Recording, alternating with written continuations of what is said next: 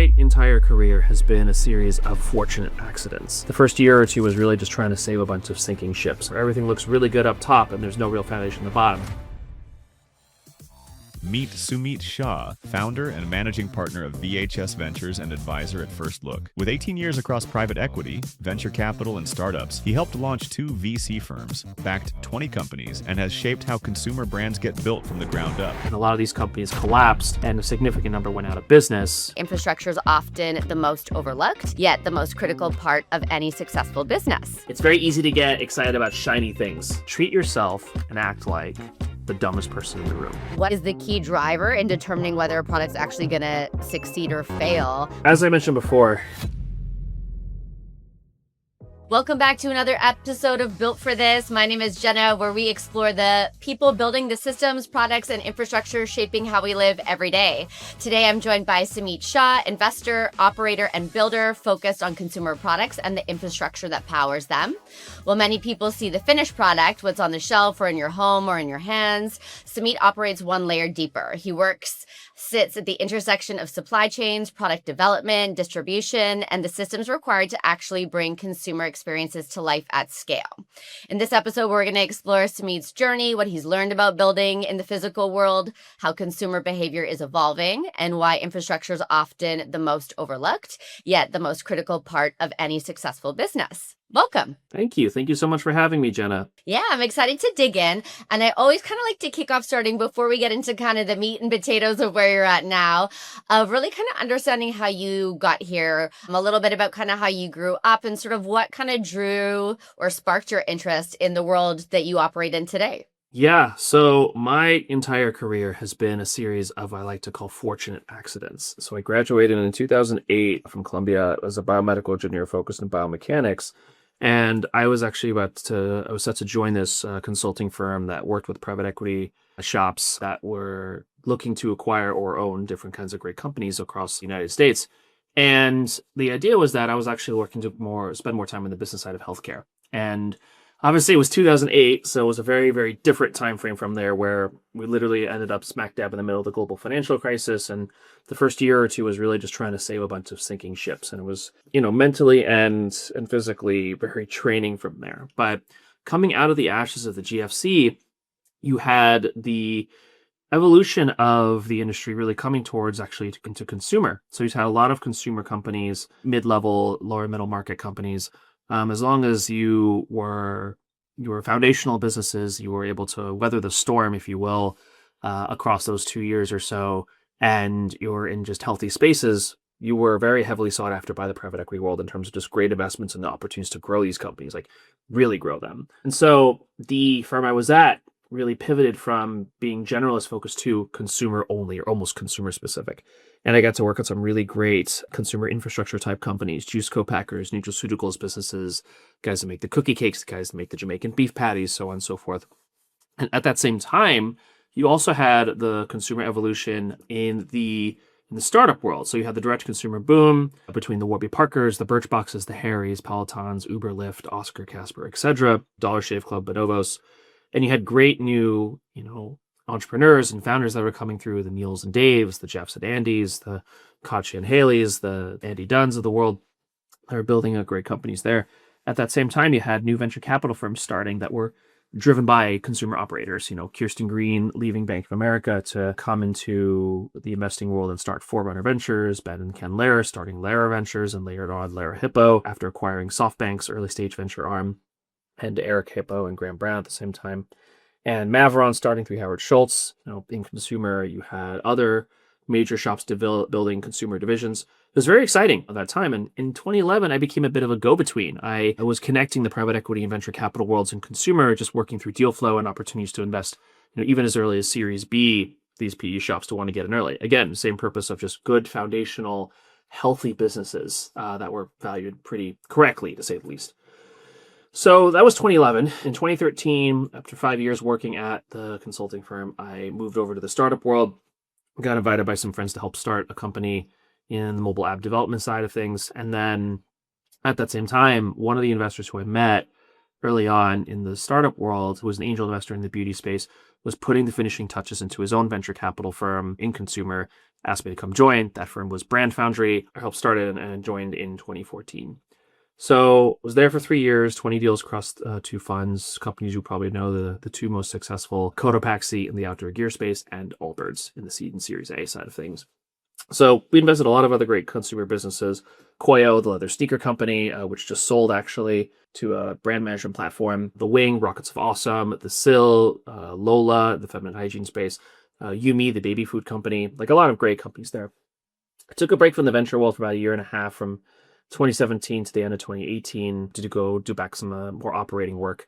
And I got pulled in to help start a second venture capital firm in consumer and healthcare called SwiftArc. I'm working more behind the scenes from early 2019 to the end of 2021, building all of its divisions, portfolio, fundraising, platform ops.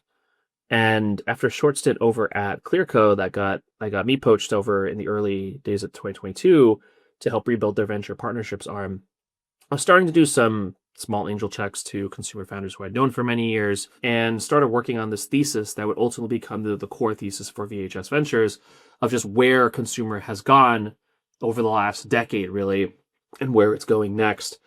And so used that thesis, parlayed it into raising a small fund, launched VHS Ventures in June of 2023, early stage consumer products and commerce infrastructure investing. And we fully deployed Fund 1 in the span of a year and a half into 20 companies. Now working on raising a second fund now so that we can do larger checks and bigger cornerstone deals in that world. And it's been a journey. I was about to say, have you had any sleep? You can see it, the bags under my eyes. Now having an 8-month-old too, so it doesn't really help. Yeah, But just he is the best. started at both ends with all the things. And I'm curious, what I've seen from kind of connecting with people. And I mean, I love the hyper growth startup space. I love like chaos and like organizing and moving fast. But, in building teams and operating in that world, I'm sure you've come across people who are like instantly that kind of maybe come out of big co, want to try the like entrepreneurial startup. And they're like, whoa, whoa, whoa. Like, no, where's my SOP? Where's the manual? What do you mean nobody knows how to do this? Like, what do you mean there's not a process? And can get kind of a bit of that like deer in the headlights and realize that they prefer kind of the structure and consistency, of a larger company. And I'm curious, like, at what moment or what experience did you have where you just fully knew you're like, this is so much fun and I love to do this? Also, I'm kind of a glutton for punishment because nothing about this is easy. Oh man, I mean, there are so many reasons on why I'm honestly just still here within all the work I've been doing, but also because, quite frankly, I've really been fortunate to be in a career now where I am really passionate about everything I'm learning. And I graduated as an engineer focusing more on the healthcare side of things.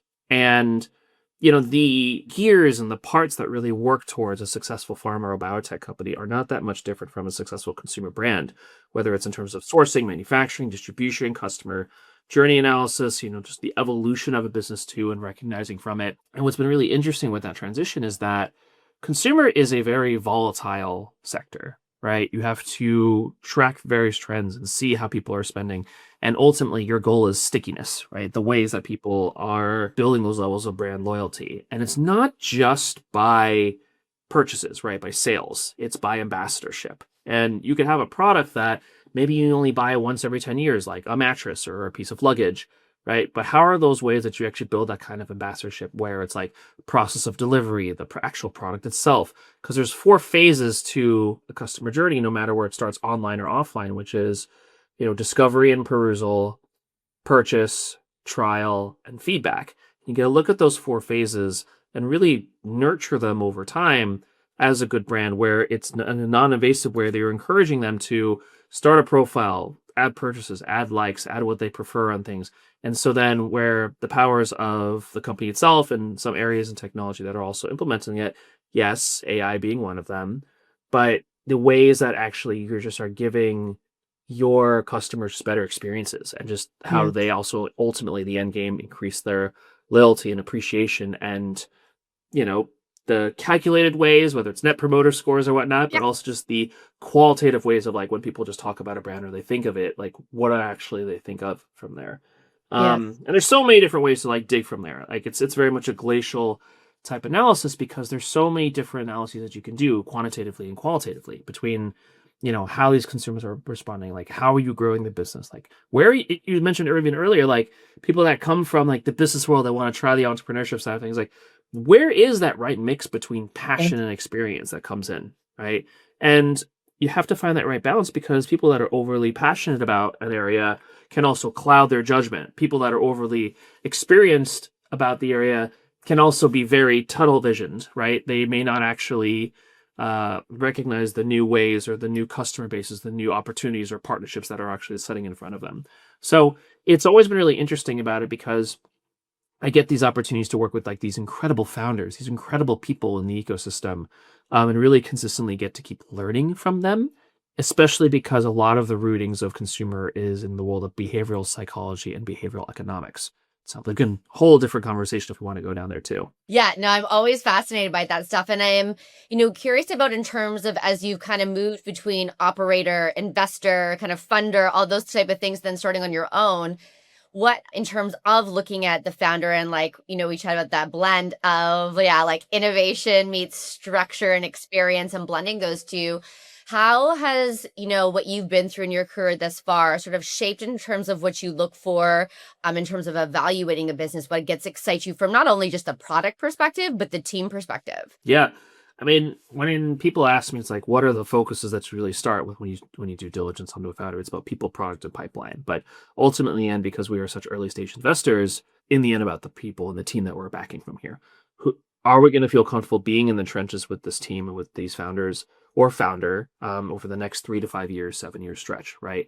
Where it's this relationship, this founder investor relationship is more often than not has become a bit of a power dynamic, which is very unhealthy with it. And it's always changed the scales in terms of who has ultimately got the higher power, where, over the last 5, 6 years, you've seen power really coming back to the founder, where they have the ability to like jack up valuations. They have a lot of money coming in through, but is it also the right kind of money? There are a lot of non-consumer investors that kind of clouded the pot, and we ended up with a bunch of lifestyle brands and brands that, while initially they had good structure of their companies and they were working on really interesting spaces and incredible spaces, the money that came in, again, were coming from unsophisticated investors, really focusing towards building, instead of foundational businesses, a pyramid, if you will, a real house of cards where everything looks really good up top and there's no real foundation at the bottom. So an inverted pyramid in this case.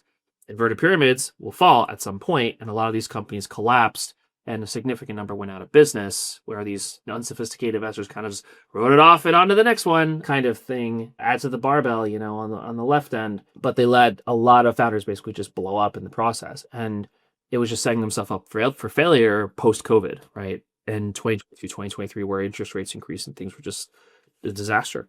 And so to answer your question about how I really transition between my work between an investor, an operator, a builder, and everything, is that the consumer world, I use the word ecosystem a lot. It's because it is that.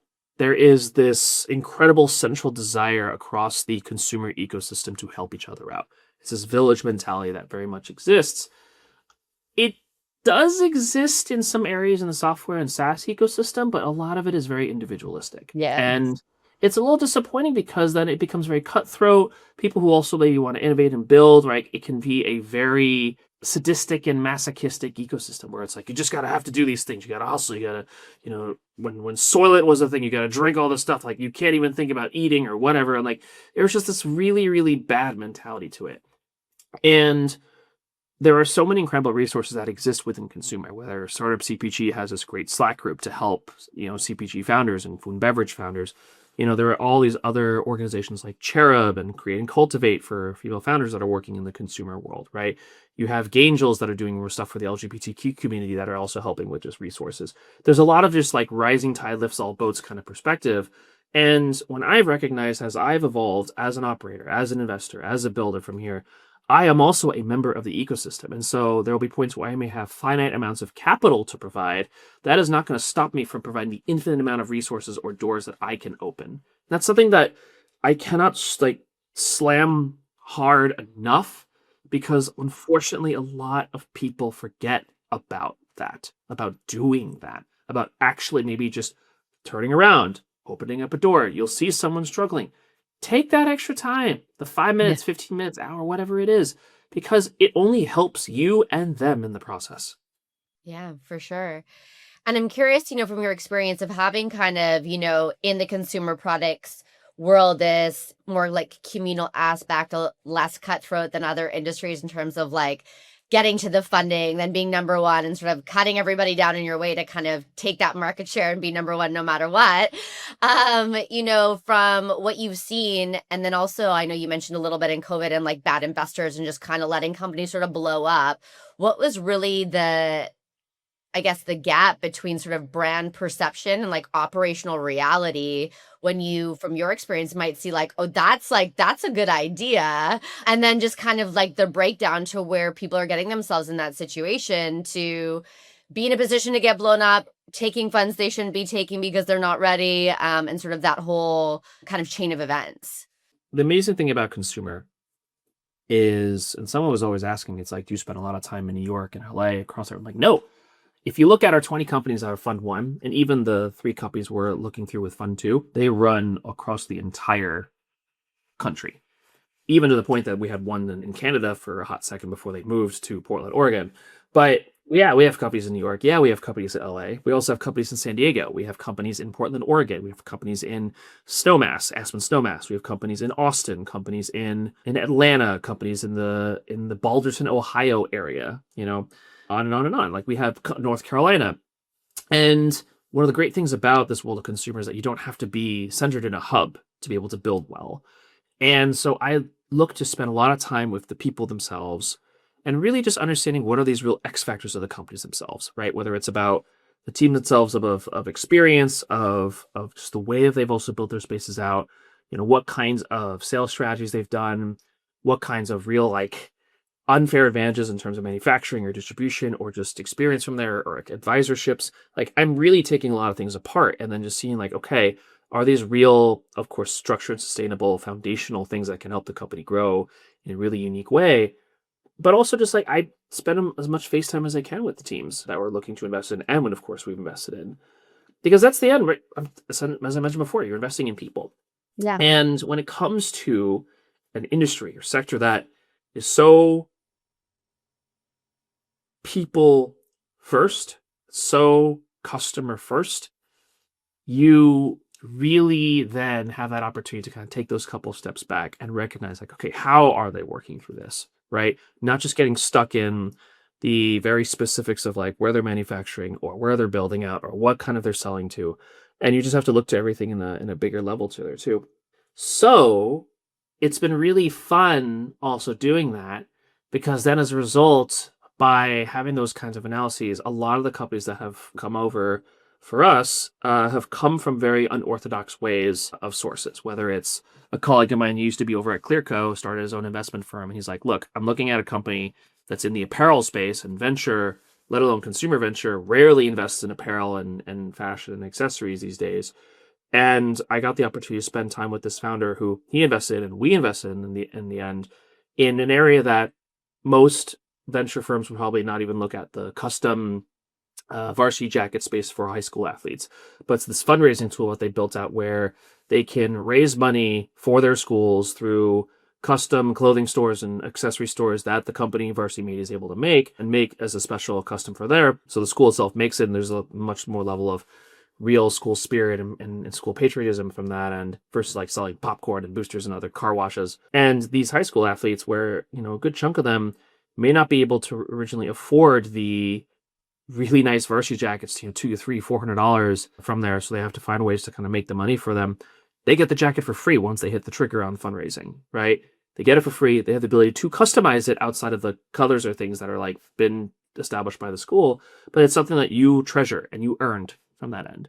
And they've done an incredible job where this company in its second year would do anywhere between 4 to 10 million in top line revenue and profitable. Yeah. And it is this company where, again, the venture will never look at. And I get to spend time and really learning from the founding team and recognizing like, okay, where are they driving from here? All this stuff I learned by just spending time in FaceTime with him and just understanding how he's transitioned even from his like manufacturing operations from overseas to within the North America area. It's companies like that we spend a lot of time on. I mean, I can keep listing all those different stories, but you find a lot of those unique examples within consumer. Yeah. And I'm curious kind of on the, as you're navigating and reviewing companies and teams and their products, from your perspective, I know you mentioned kind of the customer first side of things, and a lot of people can say that. A lot of people have it on their core values. Doesn't mean it's actually done, doesn't mean it's consistently done either. And I'm curious from your perspective, what actually sort of is the key driver in determining whether a product's actually going to succeed or fail, and like where founders are sort of underestimating the complexity in a product launch? As I mentioned before, this is a founder-investor relationship, right? We're in the trenches together for 3 to 5 years, 7-year stretch, et cetera, from here. And so our goal also for us, because of course we have a vested interest in the success of the company, Yeah. is to help wherever we can. And it's also for understanding the perspectives and reasons and things that the founders and the teams are building their companies and try and scaling them. And we also are always going to look to help where we can. So we have, boards of advisors that are fund specific, but are these just incredibly gifted and established members in the consumer ecosystem, experts, investors, founders, operators, C-suite level people, like just with powerful, powerful relationships and contacts that their literal job as a board advisor is to work for our companies. They have a vested interest. That's a different conversation of what exactly that means, but they have a vested interest in the success of those businesses because they also are a representative of VHS Ventures and how we also are working to support the portfolio, but also the consumer ecosystem as a whole. I say that because they've also helped companies that are not in our portfolio, because it's important for us, of course, to open those doors.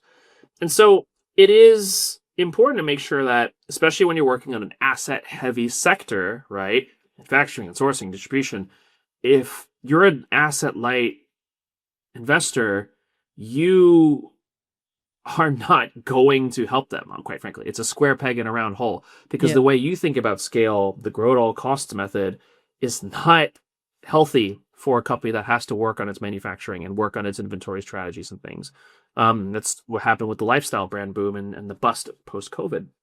So with that position, we also are looking to spend time where we want to make sure founders kind of get out of their own way. And it's making sure that, yes, you have your experience and your expertise and your passion, but you also have to make sure that you're keeping that periscope open from the way that you're driving the company. I mean, a nuclear submarine, most technologically advanced machine out there, still has an analog product, a periscope, to make sure it's still going in its right direction, right?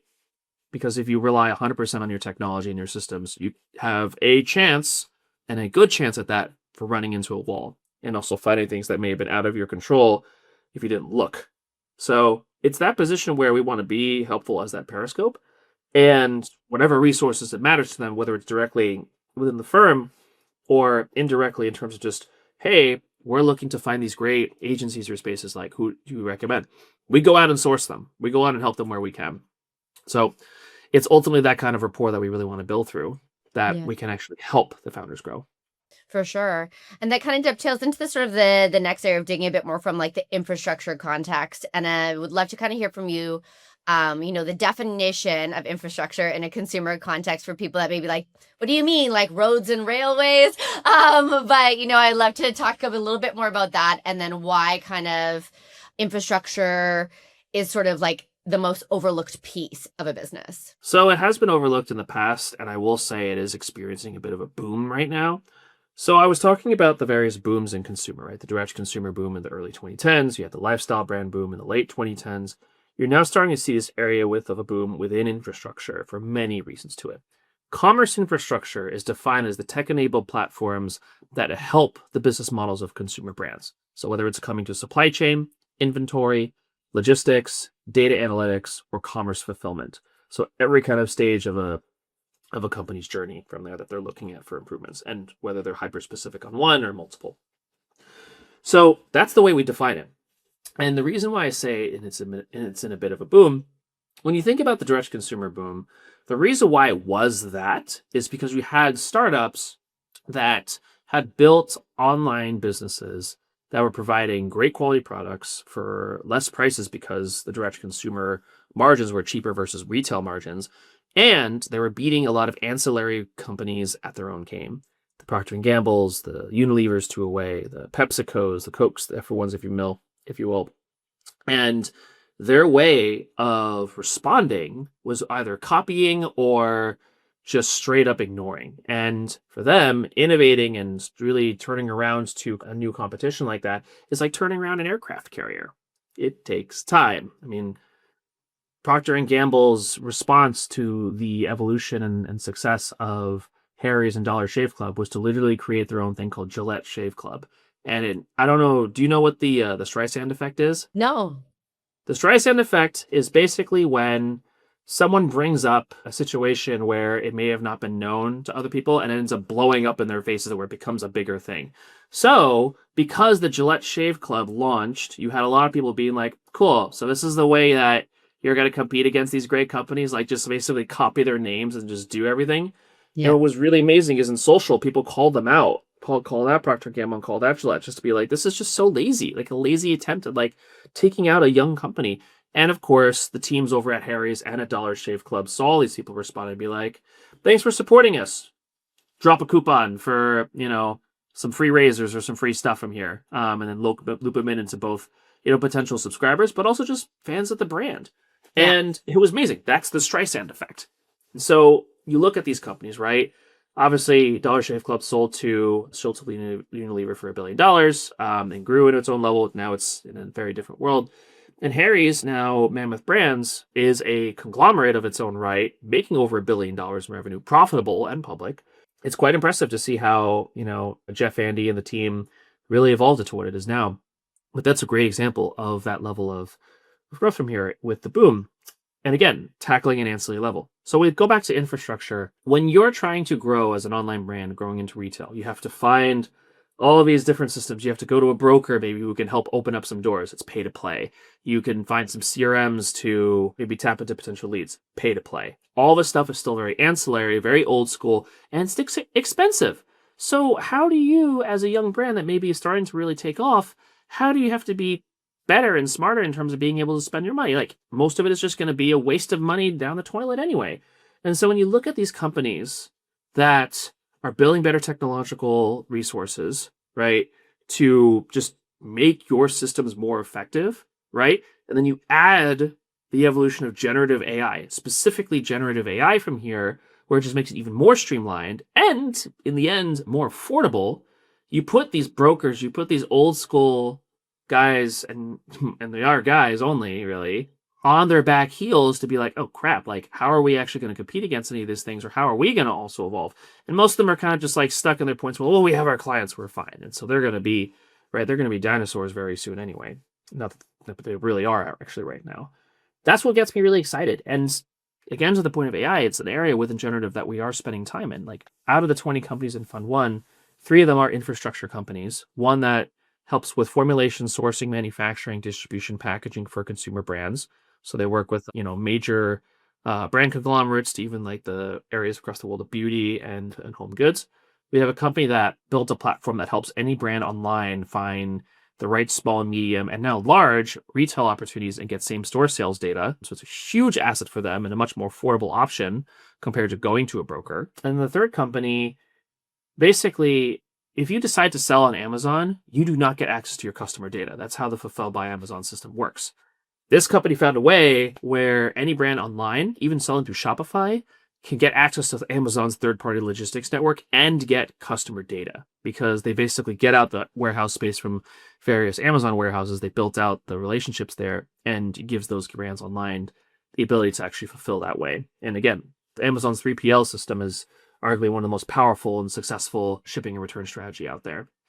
So that's how we always continue to look for it. We're continuing to look for more of those companies in there, and you're having a lot of great early stage investors that are really navigating and owning those spaces in infrastructure. I mean, Equal Ventures is probably one of the best examples to me, because they have a really, really solid consumer and retail tech arm and infrastructure arm that's dedicated to this space. Yeah, it's so interesting. It's been a long time since I've been in the CPG world. I was for a while, and we were doing beverages, but when you're talking about, all men and brokers, and I remember like starting out and calling all these people and being like, what do you want? And like, what's this fee price? And then like try to like GMP facilities. And they're like, no, we can only do this size. And you'd be going through like nonstop roadblock after roadblock, or somebody might give you a deal and they're like, oh, your shipment fell off the back of a truck. I'm like, excuse me? And like, what do you mean it fell off the back of a truck? Like, where And is they're it? just And like, sorry, that's not on us. That's what it is. someone And was I selling yeah. it and for more and doing their own thing. I'm like, this is wild. I had no idea this like subculture world existed. Yeah, so I love that like now with the movement of AI and being able to kind of really make it a much less manual old school process of like who you know and your best kind of like sales commission rate type thing is going to kind of democratize that whole world and give those like smaller like good heart great products a little bit more of a fighting chance instead of getting taken advantage of. And it goes back to the pieces that we're talking about. It's just the ecosystem, right? Rising tide that lifts all boats. And when you think about the world of generative AI, where it can help in this space from there, right? It's a volume play. And so you have the opportunity to streamline and make things so much more effective. And you can work with just hundreds, thousands of companies at the same time, provided, of course, your technological infrastructure is in a good place, right? Your data centers or whatnot from there are strong. But as a result, you can then provide just much more affordable options and resources to these young companies. And, one of the most important things, too, about consumer, less than 1% of small businesses take institutional funding. We're talking venture, private equity, etc., out of there. And when you think about that position, you think about all the different ways that you can raise funding, whether it's through credit cards or raising through different loans or whether small business administration loans and whatnot. It is nice to see the diversity of resource that do exist, but it is also the position where, and I say this even as a member of the venture community, if you are able to build a successful business and success can be $500,000, $1 million top line revenue profitable, right? That's successful. Or even half that, 250K or whatever, right? You build it as a profitable space. You're in a comfortable place as a founder, as a small business owner. You don't have to go the institutional route because, we have a time frame for our sides to make sure that we can also make returns. We have a fiduciary duty to our investors, right? 3 to 5 years, 7-year stretch, etc. And that also then, as a result, accelerates your growth strategy, right? It can be a bit of a tightrope between a rocket ship and a runaway train. And when you think about that, where you have all these other infrastructure products and things that exist, they also can help those young businesses, right? And be more successful, be more streamlined in things, and just give them an extra set of hands, especially when it's a lot of times just one person or just two people, a handful of people working on it. So it's just something to really consider from there too, because it only just helps the ecosystem grow. Yeah. And I'm curious about how you're kind of looking at, building a business from like a physical perspective versus a digital perspective, because you see the kind of trend of like, especially, I mean, I'm based in Canada. Even when I travel to like the US, there's the like Canada, especially malls are getting smaller, stores are leaving, or they're just doing one pop-up and like order everything online. And, part of that, of course, convenience. I don't really want to go there, but also pieces missing of going in and being able to really just try on that item, walk out, interact with a human, not a chat bot or like an avatar. And so I would love to hear sort of how you're looking at that, the differences, and maybe when you're looking at companies of assessing if they're really having that actual real world footprint versus like a digital footprint from a brand perspective. 100%. There are 4 phases to the world of commerce and retail that I've watched. The first being the brick and mortar world, where it's the most intimate level of relationship, which is the shopkeeper and the shopper, right? The shopkeeper or the small business owner who's running the little store, they just will know in terms of how people are like purchasing and buying trends from there, whether they have it just kind of like in their back of their mind or they'll write it on books or whatnot, right? It's not scalable, but it is the most intimate and most powerful way of that relationship. That was phase 1, right? Phase 2 is e-commerce, right? Direct consumer, meaning that you basically are satisfying the I want it yesterday kind of position. And you have the ability to get anything that you want. Like no company, except for maybe Amazon, Shein, Temu, right? Ones that are just 100% everything stores themselves. No company can survive outside of them, really, of those exceptions, can survive 100% online. It's impersonal. It just feels it feels weird. It feels invasive ultimately sometimes. Like you're talking about, right, checking out with humans versus chatbots. Pressing 0, like I just want to talk to a human. Exactly. Literally, like, I mean, there's the literal, what's the literal punchline? Representative, right? Yeah. And, that's just the way it is. Like digital, the average person could not care about how incredibly digitized your company is. They're looking for the one thing and one thing only, is just to get from point A to point B from there. And that is admittedly where a lot of people in the digital community just seem to forget, is it's dealing with humans, dealing with people who want to see, touch, feel things. Talking about behavioral psychology and behavioral economics from there, there's a reason why community systems and things like that exist, but people also are always looking for that sense of connection and connectivity, but also a lot of it will happen in person, offline. So I'm going to get to that position in a second. So you look about phase 3, which is omnichannel, where you had companies build out online and in-person, offline platforms there, right? But the problem with omnichannel was that there were two separate gears that were turning their own ways. So they developed their own customer profiles from there. There was no connectivity or connective tissue to it. And as a result, you had companies that also were spending more of their time building the online divisions of it. Walmart was a great example where they hired and acquired a lot of these great startups, the Andy Dunns of the world, the Rent the Runway founding teams of the world, the biggest one, of course, Mark Lohr with Jet.com. And they built out this really powerful online division and really this like super friends type group across the founder world. Now, mind you, at that time, Walmart, significant number of its revenue was coming from their retail stores and superstores. And the heads of retail were basically so frustrated with the fact that they basically got pushed aside for the golden child or the golden children that they all left. They moved on. And it was a real crossroads for Walmart because they recognized like, oh my goodness, like now we're shifty as a company. Doug McMillon, and then I forget who the current CEO is, but their transition to recognize was that, okay, we're actually going to spend time utilizing the online systems and like being a lot more mindful.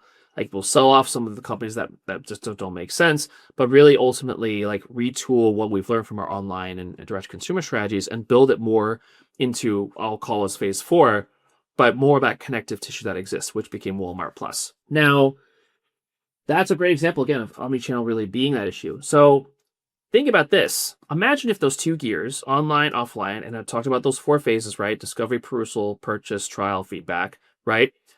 Imagine, if you will, there are these 2 gears, and then there's a chain that connects to them. And the chain being the customer profile. So then the customer profile gets shared across that ecosystem. That is the 4th phase and where we spend time, which is what we call contextual commerce. In my opinion, the most successful company who does the best job at this of a startup ecosystem is Warby Parker. No matter where you start, entering the site or entering a store, you are approached and approved in terms of if you're just there to go try on sunglasses and try on things, right? Maybe if you're a tourist that just go walk into a store. Warby Parker has the 2nd highest store traffic per square foot in the nation to Apple, I believe.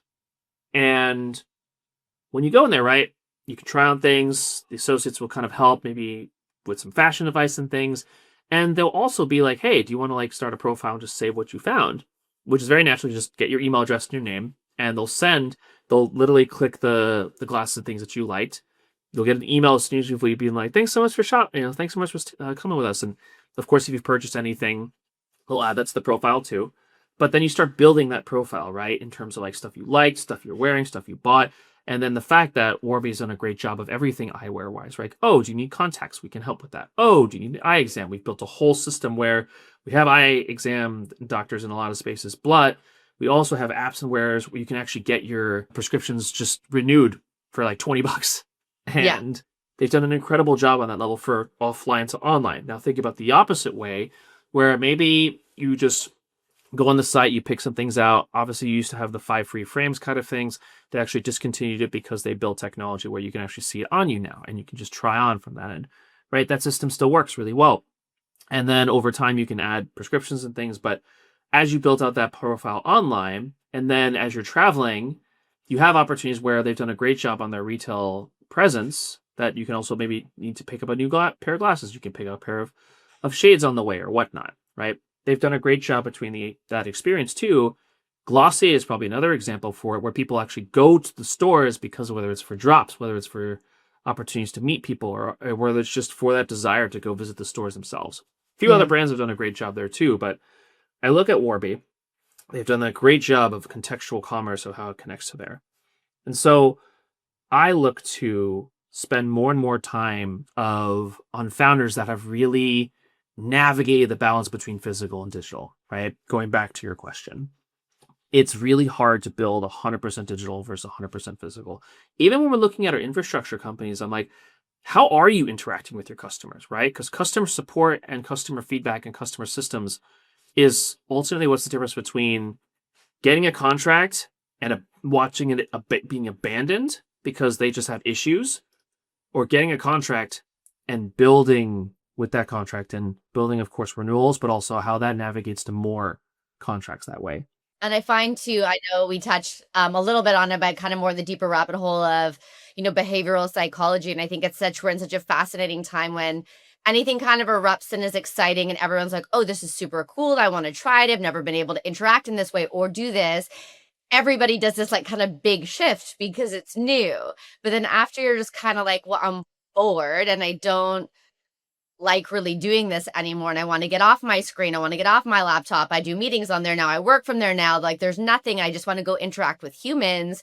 And I always find it fascinating in terms of certain founders or visionaries like, yeah, we can play to this right away to like attract, but we're going to adapt. Like I can already see where this is going to go in terms of an overcorrection of where people are going to be wanting to come back into being able to, again, actually touch something and like interact with the human versus the tech side of it, because I think inherently humans want community and connection. And, at a certain point, you start to realize like, oh, I'm not getting fulfilled by this, tech way of doing it now. And I want a brand that like sees that and wants to validate the human in me. When you think about this younger generation, Gen Z and Gen Alpha, while they are basically born into a digital environment, right? You have Gen Z is basically the first generation born with a smartphone in their hands. They also, and I will give a lot more credit admittedly to Gen Alpha right now. Z is getting there, but their BS speeders in terms of brands has become significantly higher. In terms of just like, hey, it feels like you're really throwing stuff at us and you're just not actually really thinking out to it. And so successful consumer brands, a successful consumer brand understands and evolves with its customers, with its customer journey. And I would almost even call it that it's the best consumer brands work like amoebas because they consistently change shape and evolve and grow. As soon as you basically become too rigid and settle to the space, you're going to plateau as a business and potentially go down. And I think a lot about a lot of the corporate worlds, and there are a lot of corporates I can mention. Some of them I already mentioned before, that have really kind of half-assed their innovation strategies and as results of really kind of just like got in their own way and really faltered from there. And so I spend a lot of time looking at brands that are really looking to build the next generation of staple brands because there are necessity type brands. Medications are the greatest example, right? Literal life and death. You have novelty brands where it's just fun. It's nice to have. It's going to be a nice flash in the pan from there. I look for brands that have that level of stickiness that ultimately become part of people's routines, right? It's not like if the brand disappears tomorrow, people will be really sad. It'll be difficult. But it's not like, again, a life or death situation. But it can feel like it to people because it's just like so level of a connection. I also mentioned earlier about the kinds of stickiness, right? There's stickiness in terms of sales and stickiness in terms of ambassadorship. And you're going to get both. And it's also important to recognize as a brand, what kind of brand do we lean more towards, right? Is it a product that where it is such a stable item, whether it's something maybe for in the health and beauty world, right? For skincare or facial care. If it's a food product that you just really cannot stop eating, whether it's in the snack space or condiment spaces or in ice cream, so there, right? If it's a clothing brand that you just you have maybe a one or two hero products that you just can't stop wearing, whether it's a chore jacket or full on like significant part of your wardrobe that it's actually replaced from here, or even something that it becomes a significant part of your wardrobe that you rent, right? The Nuulies and the Rent the Runways of the world, right? Those become those levels of stickiness, but also become areas where maybe you're not going to need them as often, but you still are such a loyal member to the brand that you will always look and tell from there. Like Nuuly is a great example where people, of course, are even almost renting their entire wardrobes out through them because of just the affordability and the effectiveness of there and the freshness of your wardrobe from there too. But even for those who I know are members, and even when they pause it, they're like, we are looking forward to just getting back into it. And if I'm pausing it in a mindful way, in that like I actually don't need it right now, or I don't need all these things right now, because maybe it's like winter time, it just doesn't make sense, so I can save a little money but also restart when necessary. And so all these like very mindful perspectives that exist, and that as a successful consumer brand, right, has to recognize how that grows there. And I get very excited when conversations with founders, potential founders in our portfolio, when they really like are sharing some of that data with me, because it just, first off, when you get someone who just gets really giddy about it, it gets so exciting. And I'll end just that perspective with a fun story that I read about Emily Weiss, the founder of Glossier. When their first store opened on Lafayette, just north of Houston, or north of Canal, sorry, she would actually do little secret shopping, meaning that there was an elevator to go up to the second floor, and she would just go downstairs and wait with all the other like tweens and teens and young girls that are just like so excited about going through. And she would just go up kind of in the elevator with them, and just be, and you would just overhear these things of like, oh, I can't wait to go to this and everything. And she'd just be like, oh, cool. Like, what are you thinking? Like, what are you excited about getting? And 90% of the girls in that elevator would have no idea that's the founder, right? And as soon as, of course, she kind of got outed, be like paparazzi style from there, like it meant a lot, obviously, for her. But it was her way of kind of just like recognizing, okay, this is a good reality check for us too. Because like we could look at everything they were doing in terms of data analytics. We could look at everything in terms of customer journey responses and like the surveys and whatnot, right? We can just look at body language in terms of how people are responding. But it's that extra gut, right, of also like, okay, does this actually make sense? And that's a good way to also confirm the hypothesis or show the hypothesis is incorrect. There's a whole other comparison to there too, but I always think about that story with Emily because it's a good extra safety valve, a reality check that helped for it. Yeah, and I'm curious from your perspective, where do you see kind of the biggest opportunity in consumer products right now? I spend a lot of time, again, with those levels of staple brands, which is why we look at every subsector of consumer, right? Food and beverage, health, beauty, wellness, apparel, accessories, fashion, CPG. And so I will look at everything. Like the three companies that we're excited about for Fund 2, one is in the food and beverage space, in more the food service area. One's in the women's health space, on the kind of clinical side. And then the third is in the apparel space, in the adaptive apparel, focusing on the elderly and disabled. It's like an incredible company in its own right. And I will tell you, like most venture firms may look at one or two of those three maximum. That definitely, unfortunately, maybe not entirely the apparel company, which is disappointing because of how incredible of a company it is. But we'll be willing to take those bets because we know those founding teams are just such incredible human beings, and they're going to do so well. Yeah. And I know you touched a lot about working with, the founders of the companies you take on, spending that time working with a lot of their teams, understanding, and again, getting excited when you meet somebody who just gets geeked out on something and can kind of go down that rabbit hole, which I appreciate. I have like a visceral memory. Not the exact same, but an area that I am definitely not passionate about, which is tax. But I remember we were like setting up this massive, complicated tax structure, and I had got all the right people at the right table for all these moving pieces. And this one woman, I have never seen somebody so excited to dig in about tax regulation, moving it, international tax structure. And I looked at her, I'm like, oh my God, I've never wanted to stick a fork in my eye more in that meeting than any other meeting in my entire life. She's like, Jenna, that was the best meeting of my entire life. And I was like, none of us felt that way. And I was like, the fact that you have the passion, excitement, I'm like, you found your gift and where you light up. I was like, I know that I should next time excuse myself from the room. I'm like, I do the people and like the, ops stuff. I'm like, tax, I'll leave that to the experts for sure. But I'm kind of curious along the route, what has, building in complex systems, I should say, taught you about leadership? So one of the biggest things that I've learned being in this space is treat yourself and act like the dumbest person in the room.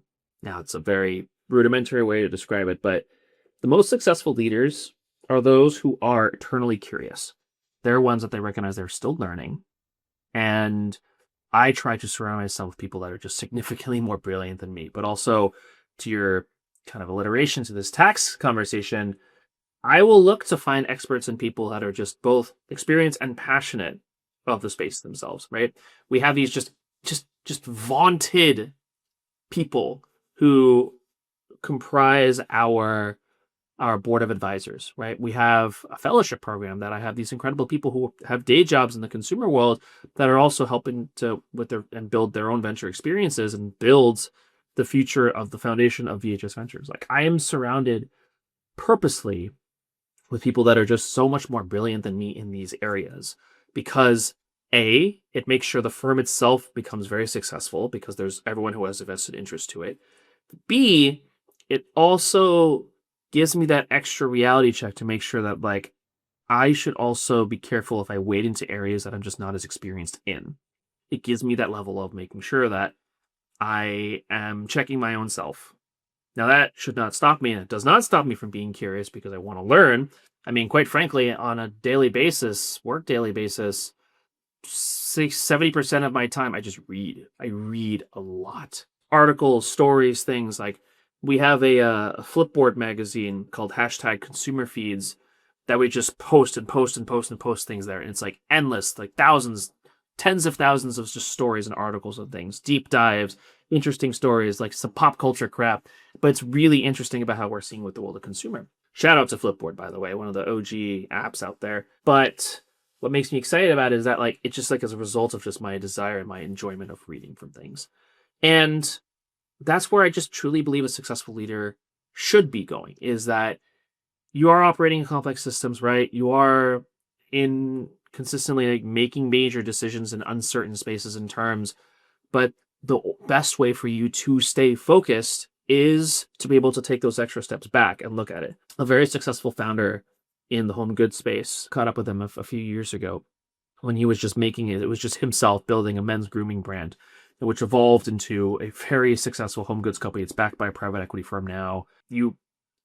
I won't mention the name, but I'm sure that you will see their products at some point at other hotels. He was having a bit of a existential crisis in that he's like, I want to get involved with everything that's going on with the business, but I'm now at this point, especially now with this PE firm that backed us, that I have to be more like the figurehead, like the face of the franchise from here. It's like, I don't know how to do that. I'm like, look, I get it. You know, it's got to be a weird feeling where you've like driven up so high from this mountain, and now you're in a position where the company's evolved into basically this massive oak tree, where it's you that is literally the stump, and then maybe a few other like founding members or C-suite people from there. But then as you go up the tree, the centers of those branches, the joints where the branches are connected, are those VPs, right? They're managing everything, and then all the different branches between team members and campaigns and whatnot, right? You have to recognize that that's what you've evolved into. You are this oak tree, and you are now still the stump to it. And you got to be the face, or maybe you go, I don't know, you go find someone who can be the face of it from there too. But it's been an interesting position to there too, where that is also like the true sign of like how he's become a successful leader from there, and that he is not just, of course, accepting it, but also comfortable now in this way to take on that new role. Yeah, what's always with founders, the letting go of kind of the look of like, you're actually no longer needed in a very literal sense. So like you either you love the limelight and want to be the figurehead and smile, or you're like, I have to go. Somebody else is gonna, take over. I'll be behind the scenes as a chairman, but it's always, that interesting point of working so hard and being so ingrained in something to looking around and being like 100%. And it's exciting when you as a founder can get to that position. And I think about a lot of other successful consumer businesses that have evolved into there as well. What's the one I think about more recently? I was just in Austin last week for South by Southwest, and I think about Tecovas in the Western bootwear space. And, Paul is no longer the CEO. He's still the founder, of course, but you have this like incredible CEO who's like the former C-suite level of Deckers. And to know that now, like when the company is doing any of these conversations and things and press and whatnot, it's no longer Paul. It's this guy. I'm blanking on the guy's name all of a sudden. But it's also just a position where, like, I remember when he was just him and, like, maybe one or two other people building this business in, 2016. And to now see where they are 10 years later, like, this, like, vaunted company in the Western footwear space. But also the fact that, like, they've really broken down the space where people can actually feel comfortable wearing cowboy boots from there, right? Like, their women's boot, the Annie, is probably one of the most successful things they've ever sold from there, because it is also the engagement of like women also feeling comfortable wearing something like this with just about anything. And of course, just also how they've built such a really high quality like product that competes directly with Lucchese, which is the literal Louboutin of cowboy boots, and beat them at their own game multiple times. So it's just, I'm also like I have a very partial part of my heart to Paul, because it was also one of those companies that I really wanted Brand Foundry to invest in, but I did not get that down the line. So Yeah, there's always the like, we should have, we could have, we almost, and then like you got away, the one that got away. this like anti-portfolio kind of thing. Like, you Totally. actually know what is number one on my anti-portfolio, Jenna? Yes. Is Van Leeuwen ice cream. I could not convince the team at Brand Foundry to invest in the seed round, and I was just so frustrated because they couldn't get any venture firm to get excited about them. And then in the meantime, everybody else was investing in Ample Hills Creamery. Yep. So that was, I think, 2016 too. I introduced them to a venture firm who I had just met, called Blue Scorpion, and I knew the general partner was a foodie, and he knew the company. And when he found out that they were investing, or they were raising outside capital for the first time, he meets them immediately. 2 weeks later, I find out he drops a $500,000 check to the company through Blue Scorpion, so they lead their seed round. Yeah. To date, Van Leeuwen is a 9-figure revenue business. They are backed by a very successful private equity firm, Spectrum. They are just crushing it. Ample Hills has gone bankrupt twice. Yeah, what's come up lately, which it kind of ties into that, which is really interesting, again, from the human psyche perspective of when you're so either kind of like focused or you've got your blinders on, and in walking around in life, not just in business, you miss so much if you don't have capacity of what's happening around you, and you can't see things, even like the little magic things in day. And it's been interesting, like, you know, reflecting back of like, you saw something, but other people can't see it, or they're just so focused, like, this is the thing we do, so I can't look that way right now. And like, it's just always fascinating the opportunities missed and how it kind of unfolds or manifests in different way for different people. But also what lights them up of like, I want to do this, so what do I have to go do now to be able to go pick the companies that I want to back? Like, how do I set this up for myself so I never miss that again? Yeah, exactly. But it's also the recognition too, is that you have your own limits as an investor in whatever position you are. And so when I can surround myself with the right people directly and indirectly, like I think about a lot of the companies, a lot of the successful businesses we've been backing for Fund One, and the ways they basically just came inbound through very, very unorthodox ways. So I love it. I love it. And I want more of it. I love that too. It's very exciting. And I'm curious from your perspective, you know, what you talked about, obviously being forever like curious and wanting to learn, and kind of having no ego when you walk in a room and being able to just soak things in, learn from everybody around you. Is there anything else in terms of a mindset that you think really separates great builders? A mindset that separates great builders, I would just go back to eternal curiosity. Yeah. Right? They also are the same way that I've mentioned that like I have to understand my limits of what I've known and the ability to consistently learn. I expect the same thing with a successful founder and with a successful builder. Love it. Okay, I want to close out with some rapid fire questions for you. What is one belief about consumer business you've had to unlearn?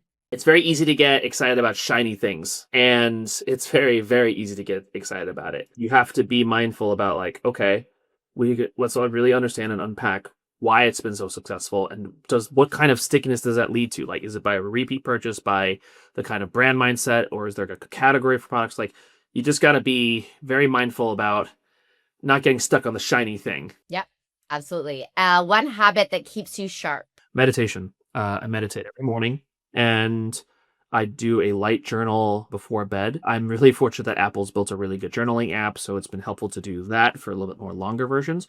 But also there's the 1 line a day journal, which is a very good like journaling for dummies kind of product, but it also literally just gives you like 5 lines, like 1 paragraph basically to fit for every day. And it's nice, the journal itself actually goes to 5 years, and so you can start collecting them kind of like the library you have behind you, and kind of like go back over the last 5 years or things. It's fun. Yeah, I like those. Are always like, it's this simple. Like, if I'm going to commit to doing this a day, it's like the path of least resistance. Like, I can do this. One mistake founders make with physical products. Marketing. Kind of like the same thing I mentioned about the shiny object syndrome, is that you then think it's like, okay, we've got the really big thing, and we're going to spend so much time and resource and things on marketing. We really want to get it out there. And I think it was also just due to a lot to the fact that like these unsophisticated investors would be like, just go test everything in terms of marketing, right? Just go see whatever works and kind of be just willy-nilly about it. you got to be smart. You got to be tactical and be surgical in terms of like where you're going to be going out to market from it. And that's also part of the reason where when we do our diligence with founders, like I really want to understand how they're thinking through with go to market. And I'm going to press them on their ways more so because I'd be just more curious about how their minds work from it. But yeah, it's no, very easy to absolutely. fall for shiny object syndrome. Yeah, absolutely. What excites you the most about consumer and infrastructure? Circular type of thesis that we've built out. Infrastructure founders can help our consumer founders. Those consumer founders can be great case studies for the infrastructure founders. And to date, we're the only venture capital firm that looks at both, from what I know, at least. Love it. Last question. In your own words, define what Built for This means to you.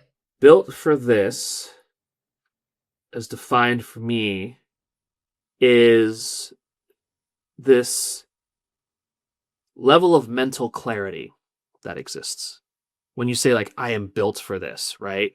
You have this level of course, this confidence that you're going to have, the swagger that exists from here. But it is also the journey that led you to feel comfortable to say something like this. There's a quote that people talk about luck, where luck is where preparation meets opportunity. It's very true. And I truly believe any person who walks through a door can build anything and everything successful. And it's the mindset that we also look to do with VHS, that we want to build a village. Yes, we want to help, of course, everyone in the village within our ecosystem, our portfolio company founders, our board members, our GPs, our LPs, team members, right? Everyone has a vested interest to make the firm successful.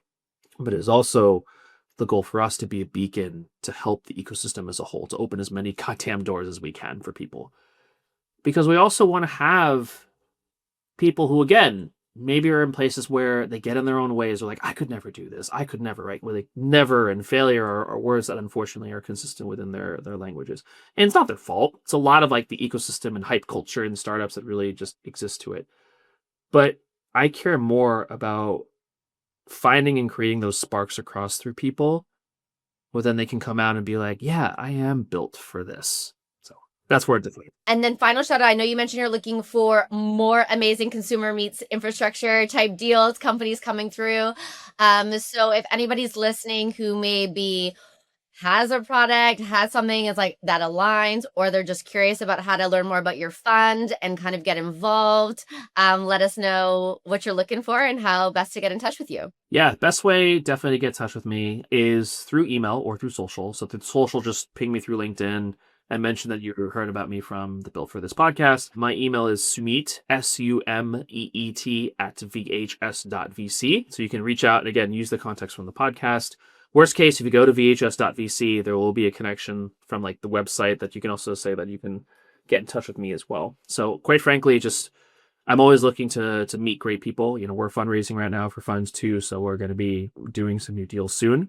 But in the meantime, I just really want to see where we can help. Amazing. Well, I appreciate you taking time. It was so great to learn more about you, how you look at things, especially from your fund perspective and how you really integrate with entrepreneurs, which is really exciting. And I look forward to staying connected. Likewise, Jenna, thank you so much for this opportunity, and it's been a pleasure. Thank you.